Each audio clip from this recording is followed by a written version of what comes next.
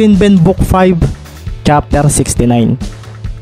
Ang laban ng Occidental Mindoro at Puerto Princesa City Divers ang naging usap-usapan sa buong rehiyon nang matapos ang laban nila.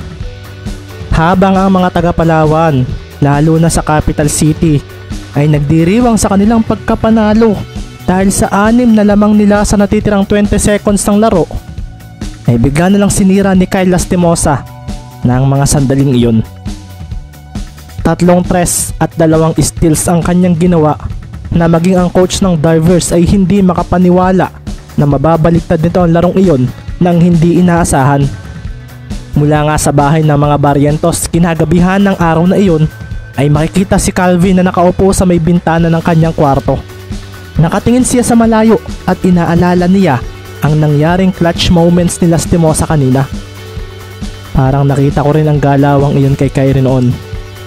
Noong napanood ko siya sa Mindanao, ang pakiramdam na parang lalamunin ng buo sa loob ng court. Ang pakiramdam na hindi matatalo. Mula naman sa bahay ni Narer ay makikita ang seryosong pag-uusap nito at ng kanyang ama na napanood ang nangyaring laban. Maging ito nga ay hindi makapaniwalang natalo pa ang team ng kanyang anak sa labang iyon. Baka naman matalo pa kayo sa Romblon. 2 lang din ang talo ninyo kaya sure na pasok na kayo sa semis. Sabi nga ng tatay ni Rare na makikitang umiinom ng tubig habang nakaupo sa terasa ng kanilang bahay. Napangiti naman ng pilit si Rare. Bigla nga niyang naalala ang steals na ginawa sa kanya ni Kyle sa kanya kanina. Alam niyang naiiwasan niya ang bola kaso nagulat na lang siya na wala na ito sa kanyang palad. Hindi nga niya alam kung paano nabasa ni Lastimosa ang kanyang galaw at may pakiramdam na siya kaninang hindi niya ito malalampasan basta. May kung anong kabog nga sa dibdib niya ang dulot ng naunang ginawa nitong biglang step back sa kanya dahil nagawa siya nitong paupuin nang hindi man lang dumidikit dito. Marami pa nga talagang magagaling na players dito sa Mimaropa. Akala ko ay tayo ng mga taga-Palawan ang dudumina ng liga kaso hindi pa ito nangyari. Sabi na nga lang ni Rare at napangiti naman ang kanyang tatay. Taga Mindanao si Kyle Lastimosa, baka nakakalimutan mo. Oo nga po. Kaso dahil nandito siya sa Mimaropa League ay parang taga rito na rin siya. Hindi mo ba siya kaya? Napangiti si Rare. Kailangan ko pang mag-practice ng maraming beses. Alam ko namang gumagaling ako. Kaso sadyang may mga players na mas magiging mataas ang improvement sa paglalaro kumpara sa akin. Basta, magtiwala ka sa kakayahan mo at huwag mong tingnan ang nagagawa ng kalaban mo. Tandaan mo Rare, kung gusto mo magawa ang pangarap mo sa basketball, kailangan mo mag-focus sa improvement mo at hindi sa improvement ng iba. May kanya-kanya tayo ng improvement at may kanya-kanya tayong break sa buhay. Tandaan mo iyan. Seryoso pang ang sinabi ng kanyang tatay at napangiti na nga lang si Rare. Minsan, natutuwa ako sa mga sinasabi ninyo. Mas gusto ko iyan, hindi yung para kayo lagi ang mas magaling sa kwento ninyo. Natatawang sabi na nga lang ni Rare na mabilis na ikinasama ng tingin ng kanyang ama. Bastos kang bata ka ha. Sabi na nga lang nito at si Rare ay nagmadali nang pumasok sa loob ng bahay nila para lumayo sa kanyang tatay. Mula naman sa hotel kung nasaan ang Team Kalapan ay makikita nga na nakahiga na si Ricky sa kanilang silid. Kaso gising pa rin ang 5 at inaalala ang nangyaring laro ng Occidental Mindoro kanina sa PSU. Sigurado akong babawi sa atin si Kyle. Nakita mo ba ang 20 seconds na 9 points niya? Bibihira ang gumagawa noon. Sabi nga ni Maki na nasa pinakatabi ng kanilang higaan. Isa lang ang lamang natin sa kanila noong unang game. Nakakatuwang may magagaling na makakalaban tayo sa Mimaropa League. Sabi naman ni Ricky. Abat masaya ka pa? Sabi naman ni Baron na nasa tabi ni Ricky. Siyempre kuya, exciting makalaro ang ganoon. Natatamang sagot ni Ricky at si Baron ay inilagay ang kilikili niya kay Ricky. Parang ikaw pa rin yung Ricky na college student noon. Nagmature ka ba? Para kang batang kausap. Sabi pa nga ni Baron at si Ricky naman ay agad na itinulak ang kanyang kuya Baron. Anong parang bata? Nakaka-excite ka laban ng ganoon. Challenging. Sagot pa ni Ricky. Kasalanan mo kung bakit naging ganoon ang laro ni Kyle. Kaya kapag naisahan tayo ay kasalanan mo. Sabi naman ni Larry. Magtigil ka nga babalo. Pasama ako sa lineup kaya hindi sila makakaisa. Matulog na tayo, 12:00 na. Sabi naman ni Martin na ipinikit na ang kanyang mata. Kasalanan ninyo ito. Sino ba kasing nagyaya ng Starbucks bago tayo magpunta rito? Bulalas ni Maki na hindi rin makatulog. Si Sir Mover, sabay na sabi ng apat at napabuntong hininga na nga lang sila. Hayaan na ninyo, first time ko lang makapagkape sa ganoon. Ganoon pala ang kape roon, may ice cream sa ibabaw, sabi ni Baron na dumila pa sa labi. Anong ice cream? Hindi ice cream iyon. Bulalas nga ni Larry at makikita naman si Marty na natatawa sa sinabi ni Baron. Magsasama ka sa akin, Baron, at lagi tayong magkakape sa ganoon. Banat pa ni Larry. Ayaw ko, mas okay na sa akin ang 3-in-1 na kape. Natahimik nga sila sandali at nakarinig ng mahinang paghilik. Napatingin sila kay Ricky at nakita nilang tulog na ito, kung kaya hindi raw sila papayag na ganito ang mangyari. Kita mo itong isang ito, nakakatulog pa rin. Bulalas ni Baron at si Maki ay napatingin din kay Ricky. Gisingin mo, sama-sama dapat tayong puyat. Bulalas ni Maki at doon ay kinuyog nila si Ricky na nagising na nga. Matulog na tayo, bulalas ni Ricky. Hindi pwede, bulalas naman ng kanyang mga kasama. Kung iisipin nga ay parang hindi sila mga 20 plus ang edad sa kanilang inaasal. Pero ano ang magagawa nila kung ito sila kapag sila ay magkakasama? 2 linggo na silang magkakasamang matulog dito sa loob ng hotel at talagang parang iisa na ugali nila kung titingnan. Para kayong mga bata, sa ibaba na lang ako matulog. Bulalas nga ni Maki na bigla na lang tinamaan ng una sa mukha na ibinato ni Larry na agad na tumago. Kinabukasan, mga bandang alas 5 ay napaseryoso na lang si Isaiah nang makita si Ricky na lumabas ng hotel. Alam niyang tumatakbo ito palagi ng ganitong oras. Pero akala niya ay hindi nito iyon gagawin dahil puyat ito dahil sa pagkakape nila. Naririnig pa kasi nila ang ingay sa kabilang kwarto ng mga ito noong mga bandang alas 12.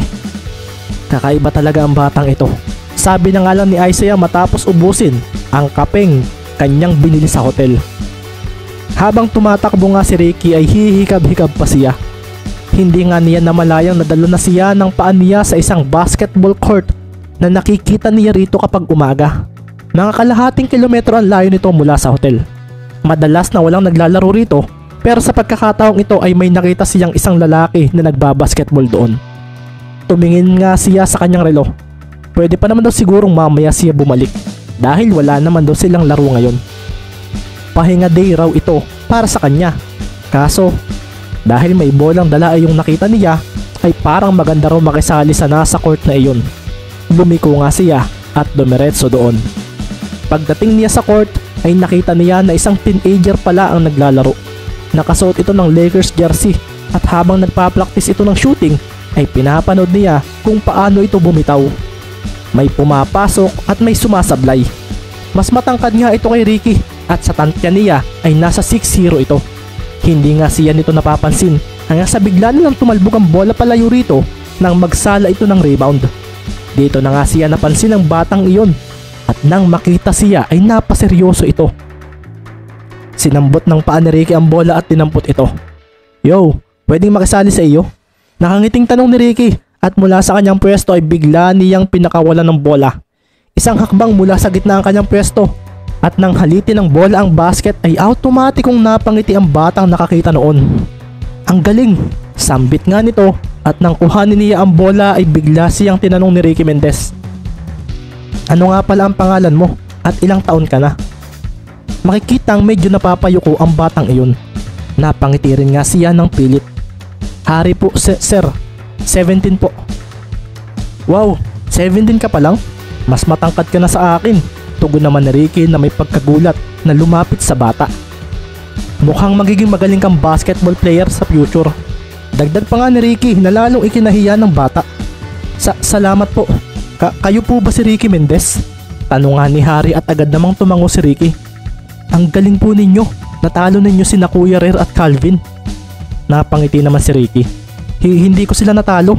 Team game kasi iyon. Natalo namin sila as a team. Hindi ako magaling. Mas magaling pa sa akin ang dalawang iyon. Sagot pa nga ni Ricky na tila nahiya sa sinabi ng bata. Hindi po iyon totoo. Napanood ko yung mga galawan ninyo. Bulalas pa ng teenager. May itatanong po ako. Sige, ano iyon? Medyo kinakabahan naman si Ricky sa itatanong ng bata. Paano po maging magaling na basketball player? Gusto ko rin pong maglaro sa Maharlika League. O hindi kaya sa PBA? Palagay po ba ninyo ay magagawa ko po iyon? Sinasabi po nilang magaling ako, pero kapag dumarayo ako sa ibang lugar para maglaro, ay palagi po akong natatalo. Lakas loob ng winika ng batang si Harry na medyo ikinangiti ni Ricky. Ano ang nararamdaman mo kapag natatalo ka? Seryosong tanong ni Ricky na biglang nagpatalbog ng bola. Nakakainis po, tapos aasarin pa ng kalaban. Sagot ni Harry at parang nakaramdam na naman siya ng hiya sa nasabi niya. Pakiramdam mo ba ay hindi ka magaling kapag nangyayari iyon? Tanong ni Ricky na ikinatango naman ng bata. Lagi mong tatandaan na sa basketball ay hindi ka laging panalo. Pero kung gusto mong manalo, maging consistent ka sa ginagawa mong paglalaro. Hindi ibig sabihin noon ay kakalimutan mo na ang pag-aaral. Ang sa akin, kung gusto mong bumilis, tumakbo ka palagi sa umaga. Kung gusto mong gumaling sa dribbling, mag-practice ka sa umaga. Kung gusto mong gumaling sa shooting, mag-practice ka sa umaga. Gawin mong habits ang practice araw-araw hanggang sa palagi mo na itong ginagawa kahit mapuyat ka o masama ang gising. Hayaan mong gustuhin ito ng katawan mo. At kapag nagawa mo ito palagi, huwag mo rin kakalimutang maging masaya sa paglalaro at maging masaya sa mga magiging kakampi mo. Tandaan mo, mas masayang maglaro ng basketball kapag marami. Kung sa tingin mo ay mahina ang kakampi mo, huwag mong ilayo ang sarili mo sa kanila. O kung sa tingin mo ay may mas magaling sa iyo, ay huwag ka namang mainggit sa kanila. Mag-focus ka sa self-improvement mo sa paglalaro, sa attitude mo sa court, at sa kagustuhan mong maglaro nito. Natulala na nga lang ang batang si Harry sa sinabi ni Ricky sa kanya. Kuya, idol ko na kayo. Bulalas bigla ni Harry na kinaseryoso ni Ricky. Ha? Wag ako. Dapat ang idol mo ay si Narer o Calvin o kaya si Derek Soko. Bulalas agad ni Ricky at napatawa naman si Harry. Idol ko rin po sila, pero kayo lang ang nag-advise sa akin ng ganyan. Sabi nga ni Harry at maya-maya pa ay may isang lalaki pa ang dumating sa court ng oras na iyon. Napaseryoso nga si Ricky nang makita kung sino ito. Kuya Reggie, bulalas nga ni Harry at makikita nga ang pagdating ni Reggie Aguilar na nakasuot ng jogging pants at red na shirt. Mukhang kakatapos lang itong mag-jogging. Good morning sir, bate agad ni Ricky rito. Si Reggie naman ay seryoso siyang pinagmasdan. Kuya, ang bait ni Kuya Ricky. Sabi nga ni Harry at napangiti naman ng pilit si Ricky dahil parang ayaw maniwala ni Reggie. Isama pa nga ang parang nakakatakot nitong datingan. Kapatid mo siya? Tanong nga ni Ricky rito. Tumango si Harry. Sa kanya ka pala nagmana ng galing sa basketball.